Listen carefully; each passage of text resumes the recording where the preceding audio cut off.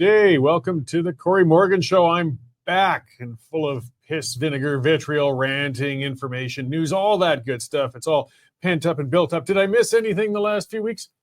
You know, you do try to schedule a vacation for a time when things are slow in business or whatnot, but I couldn't change wouldn't change my vacation schedule to suit the crazy politics going on in Canada and the United States. So I just had to sit on my vacation and kind of watch from the sidelines until I could come back and rant and rave. Hard to cover all of everything that's been going on out there. So those of you watching live, Paradoxy, others, check in on there. Use that comment scroll, send me questions, comments, notions, ideas. I don't necessarily read them all out, but I do see them all on there, and it helps to move things along. I got Myke Thomas coming on in a little while as a guest. He's going to talk about, for those outside of Calgary, we've got a thing called the Green Line. It's just been an ongoing white elephant of a behemoth of a light rail transit expansion. It's just a gong show, and the price keeps going up and no track ends up going down. So we'll discuss that a little, because Mike's got a bit of a different take.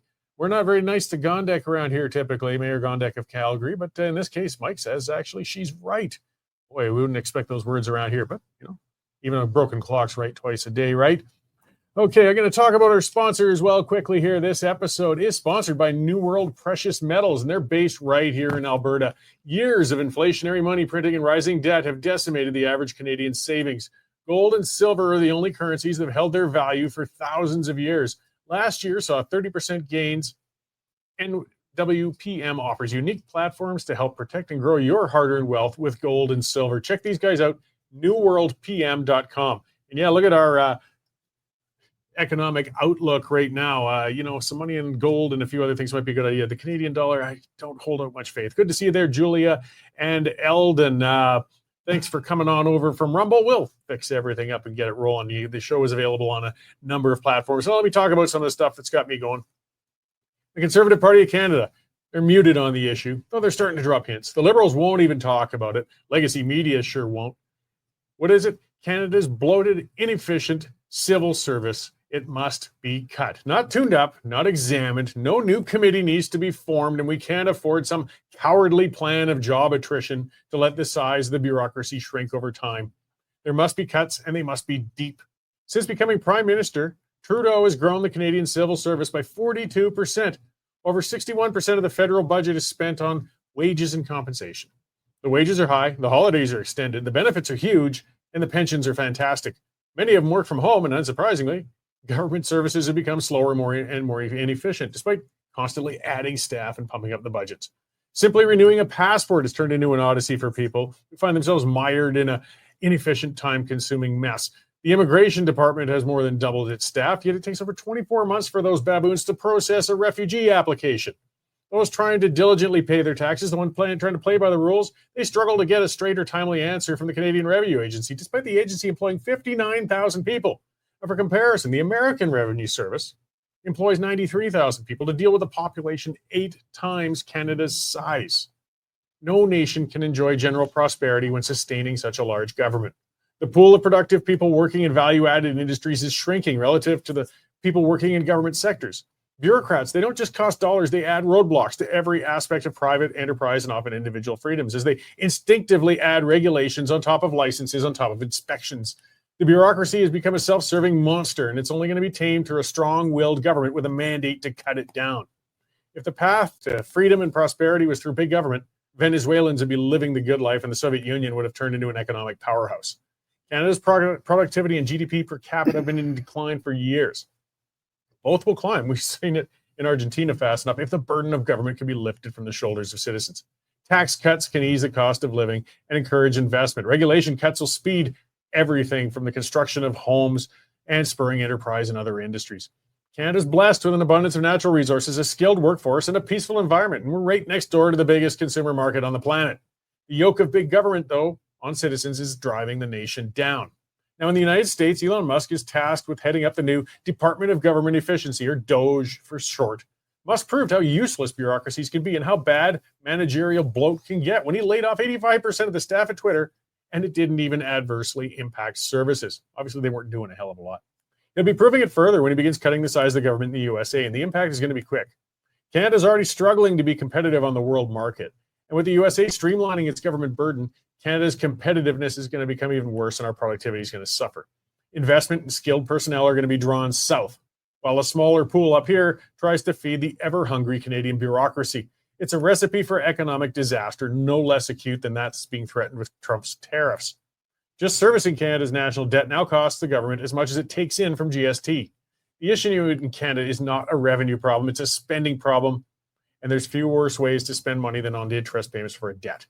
The reasons to cut the size of the government are clear. Are they enough, though, to inspire the next prime minister to do what must be done? It won't be easy to make the cuts. The unions are going to go wild. Legacy media is going to flood the airwaves with scenes of single mothers being evicted from homes and pouring onto the streets with broods of hungry children due to having been laid off from a government position. The prime minister's going to have to remain strong. Canada's bloated government costs far more jobs in the private sector and lowers the standard of living more than any round of public sector layoffs are going to do. What's the role of a government job anyway? Is it not to provide a service? If the only service in providing employment for a government employee is a work for welfare program, like if that's the only point of the service, it'd be cheaper just to pay them to stay at home. In fact, that's what many of them are doing right now. With the shackles of taxes and regulations removed, Canada would experience an employment boom as investment enters the country. Wages climb and new enterprises open. Canada could finally reverse that decline in GDP per capita as industry growth overtakes government growth. The opportunity to make heavy cuts doesn't come often, though. In the early 90s, it was spurred by double-digit interest rates. Currently, it's because our neighbor and largest trading partner is poised to make cuts. We got to get on board. Hesitation will lead to delays, and Canada will remain an investment pariah with a declining standard of living. Canada's next prime minister must strike fast, without apology, to bring the government down to size. We need voices to encourage and support him or her to ensure they remain on the right course. On that subject, before I go to a news check with Dave, I just saw that breaking. What President Trump is doing right now, and I'm sure through Musk and through that government efficiency department, is offering 2 million civil servants in the United States basically an early buyout package, 5 to 8 months of severance if you guys quit right now. And that gives them at least a transition allowance to move on into something else. They aren't straight out cutting, but it's huge. That's a massive offer to cut the workforce. And if it doesn't work, it's being clear he's going to cut anyways. So here's your chance, guys. Take that 5 to 8 months, retrain, search, take a break, whatever you want to do, or an early retirement, but move on. He plans on cutting the size of that government. And if we don't do it, we're going to fall behind badly. Okay, let's see what else has been going on this last little while. I got our news editor, Dave Naylor, in here. How's it going, Dave? Holy tan, Batman. Look at you. Yeah, I got a little bit of sun down there. So you stayed in the world's largest trailer park, I understand. Basically, yeah, quartzsite zone, tens of thousands of RVs out in the desert, enjoying the southern sun and barren wilderness. Sounds like a big party. Kind of. Yeah. Some of them partied up quite a bit. I'm pretty lame as far as that goes. Yeah, lots of hippies? There are a lot of hippies, but I can look the other way. I was thinking of you yesterday when I put up a story on a female rap star out of Detroit who weighs 500 pounds. Yes. And she's suing Lyft because the Lyft driver refused to take her because he was worried she might flatten his tires. And I know you've said before you're an Uber driver. That's right. How would you handle that situation? Well, I saw the videos of her. I do drive Uber. It's no secret. I've talked about that on here. I like that as a side thing. It gets me out. It gets me talking to people, makes a few bucks. I drive a little Hyundai Venue. I don't think even if I was willing to put her in the car, if she would fit through that door, I'd have to get people like, the Japanese train style to push her through. Yeah. And then how the hell would I get her out? Exactly. You'd have to have some pullers. Or through some chocolate bars on the other side, she might dive after. But I mean, seriously, that could damage a vehicle. It's 500 pounds. It's like putting a steer in your backseat. Exactly. So weird. Yeah, you've missed a little bit of news, eh? The whirlwind of Donald Trump's first week continued. Last night, he signed into law banning child sex changes. One of the things he ran on in the campaign. So, as Daniel Smith likes to say, promise made, promise kept. No more child sex changes in the States. I know a story close to your heart, Cory, is the alleged graves at the residential school in Kamloops. It's been revealed this week, $12 million that went there was not spent trying to locate bodies. It was spent on publicists and administration costs and various things like that. So our columnist, Heidi Rubenstein, takes a deep dive into that. And he's a bit of an expert, as you know. Burger King launching a new, I don't even know if I can call it a burger. It's a slab of meat inside a donut. So just picture this. It's 800 calories, So, It's only 800 calories, and I'm sure it probably tastes real good. It doesn't look great, but right now it's only being test driven in Ecuador. So if you want to get one, you got to go. On a bit of a plane ride. So RFK doesn't need to worry about it coming to the States for a little bit yet. Quebec minister came out this week and said multiculturalism does not work. It creates ghettoizations of immigrants. And he says the rest of Canada, you can have it. Doesn't work in Quebec. And we've got Blackhawk on patrol now in Alberta. RCMP Blackhawk patrolling the U.S. border, trying to stop the flow of drugs and illegal immigrants. And a big press conference this afternoon. Danielle Smith, 2 p.m., going to talk about the Heritage Savings Trust Fund. That's the main thing on the agenda, but obviously she'll be asked about Trump. There was a First Minister's conference call today with the Prime Minister, and it's getting close. Saturday's only a day or two away when the tariffs are supposedly coming. So, letting down the hatches. Yeah, well, we'll see what happens. I mean, either is believable, right? Saturday could come and there'd be no tariffs. That wouldn't be shocking, but him laying them on there on Saturday it's just as likely. Yeah, and it could be at like 2 a.m. or when he's on the golf course. He's gloriously unpredictable. That he is. Well, as an anarchistic type, I kind of like it, but I'm kind of terrified at the same time. Exactly. All right. Well, thanks, Dave. I'll let you get back into that newsroom and hammering on all those stories, and see you after the show. Thanks, Roy. So that is our news editor, Dave Naylor. And this one, I'd like to remind everybody the reason we can keep those stories going up there. And boy, they were just popping up on the site so fast today is because you guys have been subscribing. That's how we do it. We don't take any tax dollars. We refuse to. It keeps us accountable to you. For those who've already subscribed, thank you very much. We really appreciate it. Share it. Spread the word. Get others. Nag them to subscribe too. This is how we keep media honest and independent. And if you haven't subscribed yet, guys, it's $10 a month. $100 for a year. Well worth it. I mean, you used to subscribe to a newspaper without thinking twice. This is the same thing. westernstandard.news/subscription. It keeps us going. It keeps us accountable to you. And there I see Josh Andrus commenting, and he was sitting in for me for the last couple of weeks on the show. And I don't like to make his head swell any further than it has to, but he really did do an awesome job. I really appreciate him sitting in. When I sent him the note, I wasn't kidding. I couldn't leave him sitting there too much longer, or he'd fully replace me, and I wouldn't have a show for myself anymore. So thanks, Josh. I'll see you back in this chair maybe in about 11 and a half months, eh? All right, yeah, so all this news, it's just where do you stop, right?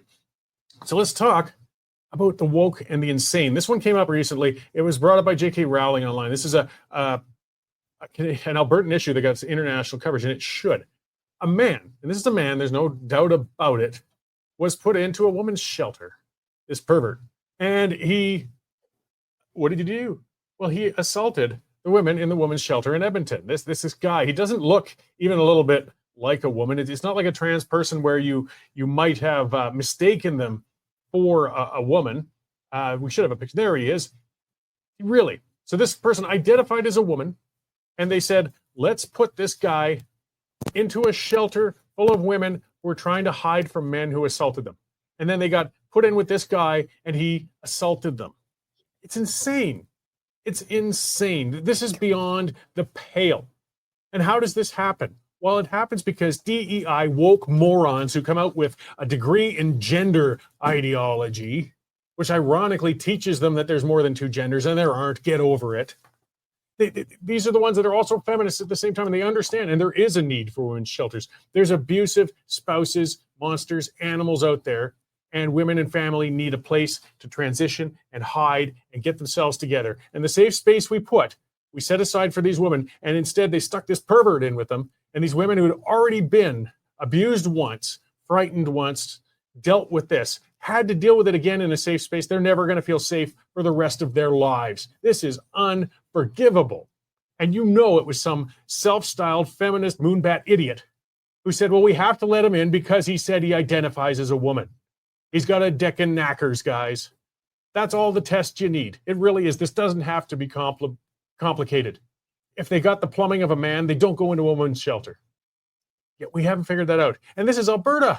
I thought we were supposed to be one of the brighter ones in Canada, but apparently no, we actually stick sex offenders into women's shelters. again, it didn't. I'd say it leaves me lost for words, but as you can see, I got plenty of words. It makes it hard for me to hold back the expletives I really want to use on this one. Either way, let's get on with that. Let's talk about some other things. Big government, big waste, big confusion. It's the big green line, and we got Myke Thomas in studio to talk about it.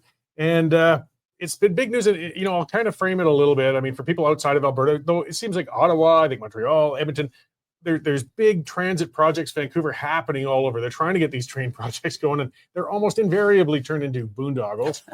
Calgary has the green line, and this has been going and going and going. And now we've kind of culminated with a weird vote yesterday on a provincial version of it. Yeah, they should call it the yellow line because it's turned into a lemon, Cory. Council voted reluctantly.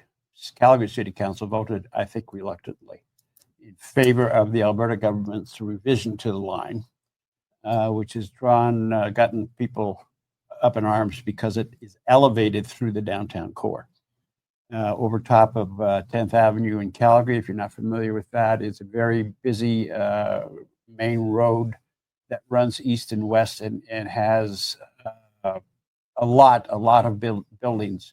Businesses, including hotels and restaurants and things like that, running along the street. Now they're going to have a train running over top of them. And the Alberta government is of the mind, well, that won't affect the business. Yeah, right. Yeah. If anybody's been to Chicago and seen underneath that, how nice that part of town is where all the elevated train lines are, you build insta slums kind of. Yeah, and the Alberta government came in. They've been a partner on the thing all along, and with them and the feds and of course City Calgary government. But they came in late last year with a revision to the plan, which shortened the green line, which was supposed to be running from all the way in northwest Calgary from 160th Avenue. And if you're not familiar with Calgary, that's way up north, and then running down to the southeast part of the city to an area called Shepherd. And the Alberta government said, nah, you don't need that. Let's just go from Shepherd. We'll take it into downtown, and we'll stop in downtown initially, and we'll see what happens after that. And so that goes against the plans. The Green Line was part of former Mayor Head Nenchi's plans, and in those days, it was a huge thing. Like I say, way up in the northwest, down to the southeast, but it's now been narrowed down to what I just mentioned at the cost of $6.23 billion that is shared between the city at 47%, the province 26%, and the feds 27%. So that's basically where we stand right now. And we were talking earlier, and I was at council last night watching all of this happen, and I'll be very honest, it's not very often I agree with the mayor, but Mayor Gondak got out of the meeting, the private meeting they had, and just ripped the province apart. It's in an article I wrote that's up on the website now, I think. And I was shocked. I was absolutely shocked that she would do that. And I was even more shocked that I agreed with her, because I don't, like I say, I don't very often agree with her, but she's absolutely right. The contention being that the part going over 10th Avenue and then elevated again into downtown is going to be very, very disruptive. Yeah, well, the construction alone, I mean, we know these things don't happen fast, and there's a lot of businesses under there. They're going to be decimated. Yeah. But some people would say you have to break some eggs to make an omelet, blah, blah, blah. But they don't take into account the impacts, really, it seems. But I mean, this is kind of a pissing match that's been going on for quite a while. I mean, so some of the language that was interesting out of it from the province, and I got to admit, sounded pretty heavy-handed from above when we're supposed to be a decentralized model. Saying that the city's going to get the liability and they're going to deal with the construction, they're going to deal with the debt and everything else, but you're going to do our plan. Yeah, so. and that's good that you mentioned that, because when the province came back with their revision to the plan, they said, well, this, that, and that's going to add. The city looked at it and went, well, that's going to add $1.3 billion to the costs. And there are all kinds of liabilities involved in this thing, obviously. And the province says, no, that's on you. But you're right. The city's got to do it the Alberta government way or no way. And if there's any problems, liabilities, it's on the city. Interesting, last night, a condo complex in Eau Claire burned down. The ironic timing. It's like, whoa, where did that come from? But this condo complex was expropriated by the city to the tune of pretty close to $21 million to get the owners out. It was being demolished. It was scheduled to be demolished because there was going to be a Green Line station at that point. So it was, like I say, it was being demolished. And then last night, after the vote said, yeah, okay, I guess we got to go with the province, it burned down. And I don't know. I'm not going to suggest that. just that region's full of irony anyways. I mean, Yes. for those of us old enough to remember, I mean, it used to be a horrible area with the old bus barns and Greyhound station a long time back. The city planners changed it to Eau Claire. It was going to be the Granville Island of Calgary. This was going to be a brilliant area, and it sort of failed catastrophically over the years. Terrible. And now they're tearing that mess down, and they've put in now a fictional LRT station. It's going to be a dead zone again. Actually, the LRT isn't going to go anywhere near there. No, not with the latest plan. But No. I mean, who would invest in anything there right now? Because you don't know what it's going to be next month. No, exactly. I mean, it never really took off the way they thought it was going to, and now it has no chance of taking off at all. It's kind of in flux. So, I mean, getting into the bigger issue, and as I said, other cities, everybody deals with this. What I see part of the problem of getting anything done is you've got three levels of government. In this ideal world, okay, everybody's pitching in, but they all come with strings attached. They all want to make their mark. Yep. And it's bad enough getting one government managing to get something done. When you got three, two of which put strings attached typically to the funding, you end up with this. Yeah, well, you'll never get anything done with three levels of government that involved monetarily. Now, the feds they said, yeah, we'll give you the money. And they pretty much have stayed out of it. It's the Alberta government that's come in and scared the chickens in the hen house. Well, getting further back, though, I mean, it was the recent release. This kind of made it all hit the fan last July, I think it was. That's when the latest city plan or whatever had come down to. They'd scaled this thing down now to like 4 stations and 10 kilometers long, and wanted to tack on another $1.5 billion in the price. Yeah. So, should they just been left alone to say, yeah, we'll go with that? I mean, it was becoming untenable. Well, I think I'm not a big fan of government involvement in anything, but I think probably it's easy to look back at something like that and come up with a solution, obviously. But all levels of the government should have gone. There are construction associations and companies in the city who do these things. It's their job. And they should have said, we want a train to go from here down to there, bring us a plan. But they didn't. The city bureaucracy did it in-house, and that's a mistake. Oh, yeah. I mean, you don't go to a radiator mechanic to get your teeth fixed, and that's pretty much what a bureaucracy is about. So what's the solution? Do you think this train line is ever going to get done? I think eventually. Now that because it's always been about the money and they've done some things, but now that the money's pretty much guaranteed, they can start putting shovels in the ground. And I don't know if you're going to start downtown or if you're going to start in Shepherd, if they're going to build it from Shepherd North or build it from downtown south. But yeah, I think it will get done now, finally. And the time and the cost will be the other questions. I mean, it sounds like, and I saw it as interesting, it seemed a bit strategic. I think it was Evan Spencer, one of the councillors, talking about just saying, well, we got to get them to start digging in the south like right away. Perhaps I get the feeling let's get it irreversible. Now the tracks are on the ground, even if only a couple of blocks. Yeah. It's moving. Let's quit stopping now. We got to get it done. And we can fight about downtown over the next 5 years while they build it to the... Well, it's interesting because Spencer at the council meeting last night called the decision poopy. Yes. It's not a term you hear in council all that not often. Too often. But yeah, Cory, I think it's going to get done. How long it's going to take is another issue. Are there going to be other problems that get in the way? Oh yeah, of course. There's going to be things when people in, for example, Cory Park, where it's going through in Southeast Calgary, or even in Ramsey, Inglewood, where it turns to go west after running north. Ramsey, Inglewood, for the people who don't know, are probably the oldest neighborhoods in Calgary. And I'm guaranteeing you that most people living there right now have no clue that this thing is coming to their neighborhood.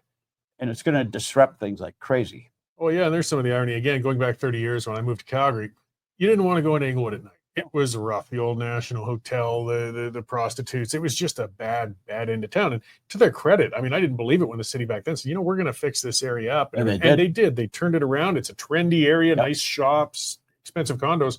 You go blasting an LRT line through there, you're going to send it back into being a ghetto.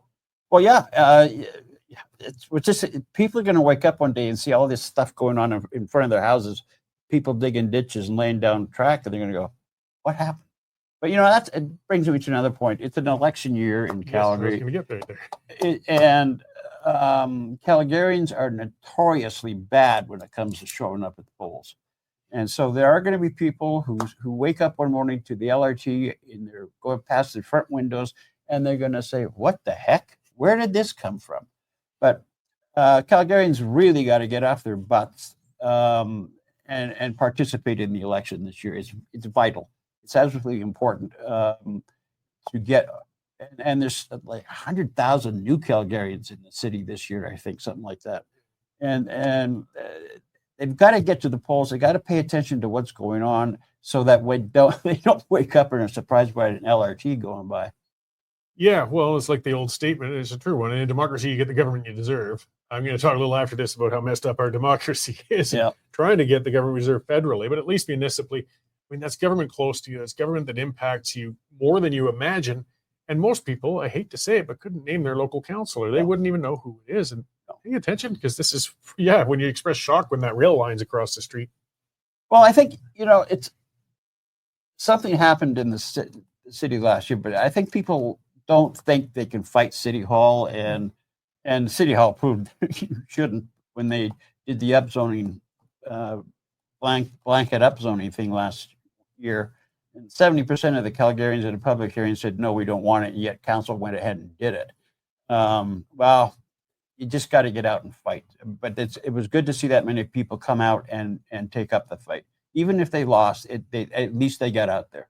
Well, that's it. And the opportunity is coming this fall. I mean, this is the crabbiest I think I've seen in general with people with I mean, they got grumpy with Ninchy, but Gondek has really not endeared herself, nor a lot of those councillors. No. It's not surprising to see some like Mian, I believe, already announced just she's not going to run again. Spencer's not going to run again. Yeah. I think they already read the writing on the wall. They're just getting out. Yeah, I think with those two, I think there are probably another 4, maybe 5. Yeah, and these are only first termers too. So I mean, they've had one taste in their salad. Well, yeah. Look, I've been hanging around City Hall a lot in the last couple of months. My condolences. I tell you what, you need danger pay. It is something else. And, before I let you go, I mean, just to remind people, because that's what we need more of too. The other part, not just taking part in elections, but there's one of the differences with the press evolution. We don't have the coverage of city halls like we used to. I mean, you used to have a whole lineup of reporters in the gallery for every boring meeting, just in case something of importance came out. Now, not many people are. You're thankfully, donning the hat and going down there and watching that, so this is kind of the final plug. You write regularly, and you're going to continue watching this on our behalf? Oh, yeah. Yeah. I think the Green Line's probably off my agenda for a while, but there'll be more. There'll be plenty, especially as an election year unfolds. Yeah. All right. Well, thanks for keeping an eye on it. Thank you, Cory. Appreciate it. A summary of it for us. And I look forward to more of the coverage as it unfolds. All right. All right. Thanks. Have a good day. You do it. Okay. All right. That was Myke Thomas. Yes, he covers many things, as you can tell, journalistic veteran still at it here for us. And, it's a problem, as I said, for people across the country. Every city hall has this issue going on. And a lot of it is our own bloody fault due to apathy. We have the means to get out and fire these guys. We have the means to pay a little bit of attention, if only once every 4 years, and realize, my Lord, this person's a twit. Vote for somebody else. But we don't do it. Turnouts in civic elections are horrible in Calgary. I think I've seen them as low as 20% over the years. Getting back to, there's something, I've been very much a fan of the UCP in Alberta and Danielle Smith and a lot of the things she's doing and a lot of the things she's done. I'm concerned about others. When I talked about the size of government, I talked about spending and things like that. Well, they haven't cut spending, and I'd like to see that. We're supposed to be conservative. That's staying up there. We're not cutting our civil service. We should be. Alberta's actually pretty bad for that. We got a pretty bloated one ourselves. So, I mean, I'm not just going to beak at the federal government for not finding the courage to do it. The provincial government needs to as well, and the city. I see some of the discussion from others in the comments scroll. Wild Rose, Angry Canadian, talking about independence and whether, we're looking at 51st state stuff or Alberta moving along, which is, of course, very familiar turf with me. One of the things I've always said, and I said it, making my own plug in my own book when I wrote the Sovereigntist Handbook. If Alberta seriously wants to go independent, though, they've got to clean up their own backyard first. If you want to convince voters in Alberta to take a referendum vote and leave or change the situation in the Federation or anything, you have to prove that we can be any better.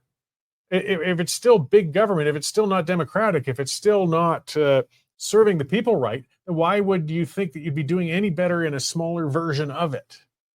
So we got to pay attention to the municipal politics. We got to get on the case of our provincial leaders. And as I said, something that got me increasingly uncomfortable with the Smith government. And for the most part, I think, Premier Smith's doing great, but they really are top down. It's ironic when they complain as much about the federal government pushing into the jurisdiction of the provincial government, and rightly so, but they have been very heavy-handed when it comes into the jurisdiction of the municipal governments and pressuring them and putting strings onto the transfers or talking about regulations and things that would manage municipal politics. That's where I get a little more uncomfortable. Isn't the principle supposed to be the same all the way along? Shouldn't you leave the local government more in the hands of the people? And I've seen people saying, we need Smith to intervene. Look how terrible the mayor is, or look how terrible our councillor is, or our reeve, or whatever it might be. True, they might be terrible, but whose fault is that? You want the premier or a minister of hers to step in and deal with that, or should we be doing it as electors? And I mean, I won't go down the rabbit hole of recall, but that's one way between elections to do it. But we do get the chance every election, and we don't take advantage of it. Got to start firing these guys. Got to start putting better ones in. We shouldn't be counting on a higher level of government to intervene. I mean, going further along in that sense, that's like saying we should have Trudeau intervene and overrun our premier, Danielle Smith, when she's doing something here. That's not the way to do it. We should be bringing government, the ability to control government closer to home. Our municipal governments should be powerful. They're the close ones to us. But we have to hold them responsible. Voters, not the next level of government up. That's just adding another problem to it. So I won't applaud them for that. Let's get on to the federal government. Oh, boy. So just before I left for my vacation, Justin Trudeau announced his intention to resign. He didn't actually fully resign yet. He said he's going to, after, and I'll go a little more into that in a moment, a robust leadership election process. I listen to a lot of podcasts. I drove all the way, pulled a fifth wheel with Jane all the way down to Arizona and back. A lot of driving time. I make poor Jane endure a whole lot of podcasts and such. And I listen to Joe Rogan. I like listening to Joe Rogan, but I don't often have the 3 hours to set aside to listen to him. But when I get road trips like that, I do. And it's funny because he broke down something, finally kind of defined something about Justin Trudeau I hadn't thought of, but it makes sense. He's talking, just that weird, creepy, breathy, performative way that Justin Trudeau speaks. Any conference, anything he's at, it's just that bizarre speech inflection he has, that way of putting himself. And Rogan said it's because it's performative. It's because he's acting. He's always acting. And yeah, we always kind of knew Trudeau was fake. We always knew he was acting. But you see, the way Rogan broke it down, he's right. If you ever watch old movies, acting evolved.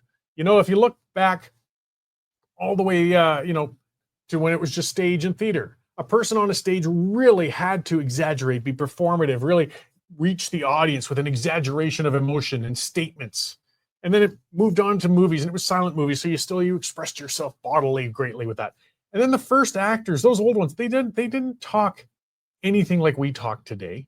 The first radio hosts didn't talk like anybody does today. They had that weird inflection. You didn't see anybody on earth saying, frankly, I don't give a damn. Any of that sort of stuff.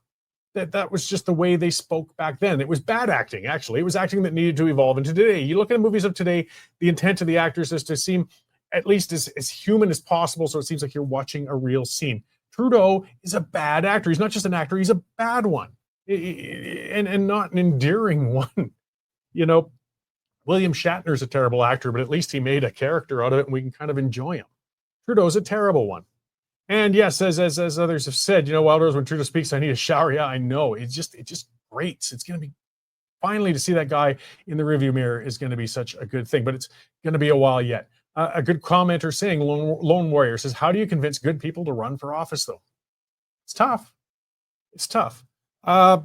You're asking a lot. I mean, people talk about cutting political pay and salary down to the bone. That's fine, but boy, some of the people you might want getting in, I mean, there's some great people working in the low income. They might be very smart and dedicated who make great politicians too, but a lot of people, you're asking them to take a heck of a wage cut to go into office then, especially if you reduce those amounts. And I know it sounds frightening when you're talking about politicians already making six figures, but you can only cut it so far. So you got to make sure they're well compensated, not overcompensated, absolutely, but they got to be well compensated. You got to convince the people running for office they can get something done. You want people running on an ideal to make things better. That's the reason a person does it, a professional or whether it's a person who works in a restaurant but just manages to run it fine, but they want to actually be making a good change. And if they don't feel they can make that change, they don't feel that it's actually doable, that they don't feel that putting their life on the line, going out there, becoming an elected official, and spending 4 years doesn't actually accomplish something, then why are they running? Well, then they are running for a better job or to line their pockets or something. That's not a good person.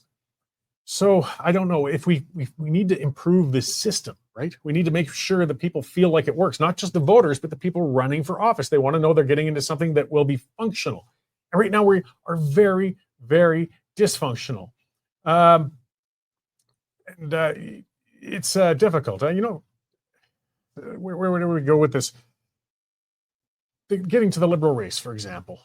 The leadership race. Now, I'll give them a little bit of a break. This kind of happened suddenly. You didn't expect it. We kind of expected Trudeau was finally going to give it up and leave. But we didn't know when. And suddenly, bang, it's there. It's in front of them. Grudgingly, Trudeau announces his intention to resign. The Liberals have to rush it in a process that they usually spend 6 months to do for a leadership race. They squashed into 2 months. But now they've turned it into a coronation. And it's ridiculous. Plus, there's standards of how and what you do to lay right. See, back in 2014 or whenever they did it last, they allowed people to become members for free. Nice, idealistic, blah, blah, blah. All you had to do is fill out a form online. It's a nice way to actually just kind of get out of mind, bring in more people in there because those are the people you'll hit up later for donations and participation in elections, things like that. In political parties, when we used to do mail out everything, $10 a year for a membership fee would be just about enough to cover the amount of mailing and dealing with the members. And then you want to reach further to hopefully bring them and get them engaged or get further contributions from them. So they said, screw it, let's go free. Everything's digital. We can do that. Now everybody can sign up for a leadership race for free online. You know what? In the last leadership race, it didn't really improve the amount of people coming out to take part in it. But people have learned a whole heck of a lot about digital campaigning and getting people involved. So now, even though the membership window for the Liberal leadership was open and closed quickly, many, many, many people were signing up for free to vote in that race. And I'm forgetting his name now, Arya or Chandra. There was a Liberal member of Parliament. He was a backbencher. He'd been there forever, but he'd been there for 3 terms. And he started to run. And he put a campaign together, and he was hammering hard. And thousands of people were signing up with those free memberships to vote for him. But they want Carney. It became clear. And he scared them. And you can tell he scared them because they kicked him out of the race. The Liberal Party hasn't given a reason why they kicked him out of the race. He was good enough to be a member of Parliament for them for almost 12 years. But suddenly he's not good enough to be in the race. It's rigged. It's rigged. It's a Carney coronation. And yes, sure, this gentleman was probably playing the ethnic vote and doing other things, but he did it fast enough that it looked like, oh, wow, this could really disrupt our coronation of Carney. We've got to kick him out of the race. We don't have to give a reason. We'll just kick him out. And they did. But getting back to the earlier question, how do you get good people to run for office? Who wants to run, put their life on hold, as I said, do all that, and jump into a rigged game? How does it? Because a good person doesn't want to go into a rigged game. I see Gord Tulk commenting, and he's been fair enough online. Because I when that happened, I like doing my online trolling and poking and stirring things up. And I have been encouraging people, get on there and vote for Ruby with the Liberals. Sign up, take out that free membership, and throw a vote for her now. Since the Liberals have basically discredited their entire race, let's just jump on to the next one and put another scare into it. It looks like she, as a candidate, and she's kind of a fringe candidate, an interesting character, has embraced that. She's taken on a hyper-conservative role and is running on that. And it's just interesting to watch. It's basically just throwing a wrench into a Liberal political process. And Gordon pointed out it's just not really a principled thing to do if you're just trying to screw with somebody else's party rather than, build your own. Fair enough. It's fair comment. Absolutely. Because others have said, and the Liberals even said, you know what, if you fraudulently take out a Liberal membership, you could be fined up $10,000. Oh, whatever. Look, that's like an in-park fine. Think of it this way. Yes, there's a little thing that says you're not a member of another federal party when you sign up to join the Liberal Party. And you have to say that you weren't a member of another federal party. Okay. If you fraudulently were a member of a federal party, if the Liberals somehow even found out and could prove that, how they could without getting the membership list of the other party, then they could come after you, I guess, and say you fraudulently signed up. But then as a defense, you say, oh, well, I didn't realize I was still a member. Lots of little defenses like that. Even if they judge, because they'd have to take you to court. They don't have the ability to fine you, not directly fine you. So the judge would say, well, okay, we could levy a fine equal to the offense. Well, you paid $0 to get in. You have a bit of a defense in saying perhaps you didn't even remember you're a member of the other party. I'm just saying as the legalities go, it's just a hollow threat on the part of Liberals. But is it nice? Is it principled to jump in and screw with another process? No, probably not. I didn't feel badly about it just because I guess, some people can say two wrongs don't make a right, fine. But I just say that they already completely discredited their process when they kicked one of the candidates out in favor of another one. I mean, you kick a candidate out if there is a reason for it. You've got to have something to state, and they won't even state it. They don't respect the voters, the Liberals, anybody enough. They want to put Carney in. The other scary part is Carney is short on time. He's desperate. So Carney gets in, he wins this thing. He's got maybe 2 weeks as prime minister before he's into an election, the way things were lining up. Maybe. It's not enough time to turn things around. The Liberals, I mean, despite crazy Frank Graves' poll, they are in the toilet. Their chances of winning the next election are extremely, extremely slim. If they really hope, if Carney does dream that he could turn this around, he needs time. He would need to get in. He would need to bring in some policies. He'd need to build a team. He needs to do many, many, many things. But he will only have 2 weeks. And as Paradox, you just pointed out, Singh will prop them up for as long as he can. And that's what happened. Yesterday, Singh was already hinting, well, you know what? Because even though Singh said over and over, this government is coming down, the first possible opportunity, I'm going to take this government down, no matter who's leading it. He lied. He lied. Singh's a liar. Socialists are liars. Get used to it. That's their nature. He's a self-serving wimp is all he is. Singh is a sad specimen of a politician. So yeah, he flip-flopped again. He will keep Carney in, but as I said, he's self-serving. He will keep him in at a price. Trudeau talked about recently already saying, well, we could bring in an aid package on the level of the COVID-19 package to deal with the tariffs. The tariffs aren't even in yet. This is Singh's demand. That's what's happening behind closed doors. This is a UBI program. This is a massive, massive social welfare program. This would be talking about tens of billions of dollars when we're already tens of billions of dollars in the hole. You thought inflation was bad before? It will get a heck of a lot worse. But that's Singh's demand. Singh saying, bring this in, this giant spending program, this giant living on the credit cards of taxpayers, and I'll support you. And maybe I'll buy you that 6 months in power that you can, hopefully have a chance. Some people think, and there's the other thing to remind you, just to keep you from getting a good sleep tonight. Constitutionally, the Liberals don't have to go to an election until October 2026. I think it's very unlikely they'll push it that far. But the Election Act is just an act. It can be changed by the government any time. They can change that date. The only time they're fully outright forced is 5 years after the last election. And, I think it was Wild Rose said, does any of this actually surprise you? I manage to get surprised now and then. I do. I still try to maintain some optimism. But they still manage to surprise me. But I get a sour view of it too. We're seeing some of the worst, ugliest power play of politics that we possibly can. Canada's system is hopelessly broken. It makes it nearly impossible to hold these people to account between elections. And we're seeing that with this prorogation, with these deals being cut in the minority government, with these things happening when the majority of the country clearly does not want this. And there's not a single bloody thing they can do about it. We are being held hostage.